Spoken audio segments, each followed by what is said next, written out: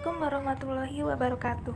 Kami dari kelompok 9 yang beranggotakan Indah Puji, Misdatun Fadila, dan Dia Lestari akan menjelaskan tugas kami pada video berikut. Word Excel. Di sini saya sudah membuat sampelnya. Tabel ini berisi 15 responden dengan 10 kolom pertanyaan. Kolom terakhir adalah skor total jumlah. Kedua, jumlah skor. Untuk menghitung jumlah skor, gunakan fungsi SUM.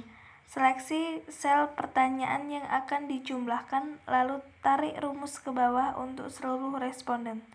Ketiga, mencari R hitung. Untuk mencari R hitung, gunakan fungsi korelasi Corel. Pilih skor item dan jumlah skor total, lalu tekan F4 untuk mengunci sel. Selanjutnya, tarik rumus ke kanan untuk semua kolom pertanyaan. Keempat, mencari R tabel. Nilai R tabel dicari berdasarkan derajat kebebasan atau DF yang dihitung dengan rumus DF sama dengan N kurang 2. Jika N adalah 15, maka DF adalah 13. Nilai R tabel pada signifikasi 0,05 dengan uji 2 sisi 0,514. 5. Menentukan status validitas. Gunakan fungsi IF atau R hitung lebih kecil dari R tabel sama dengan valid atau tidak valid. Tarik rumus untuk seluruh item.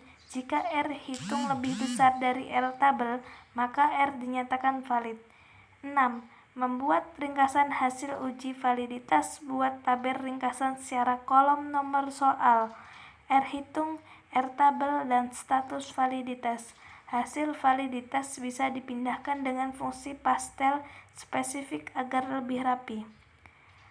Selanjutnya, langkah-langkah uji rehabilitas menggunakan Coreboard Alpha. 1. Membuat data baru. Hapus butir pertanyaan yang tidak valid dari data sebelumnya. 2. Menghitung varians butir. Gunakan fungsi FAR.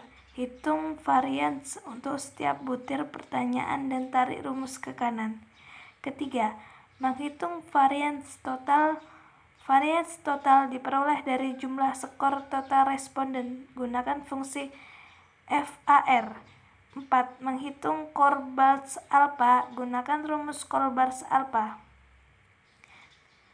sama dengan K atau dalam kurung K kurang 1 dalam kurung 1 VBAR F butir atau var total. Keterangan K adalah jumlah butir soal, VBAR butir adalah jumlah variansi butir, var total adalah variansi total. 5. Menentukan kategori rehabilitas. Gunakan fungsi IF untuk menentukan kategori rehabilitas. Jika nilai Coreboard Alpha R sama R11 jika diketahui, maka instrumen dapat dikategorikan sebagai berikut. Sangat rendah sama dengan R11 lebih besar dari 0,2. Rendah R11 sama dengan 0,4. Sedang R11 sama dengan 0,6. Tinggi R11 sama dengan 0,8. Sangat tinggi R11 lebih kecil dari 0,8. Menggunakan ringkasan hasil ujian rehabilitas.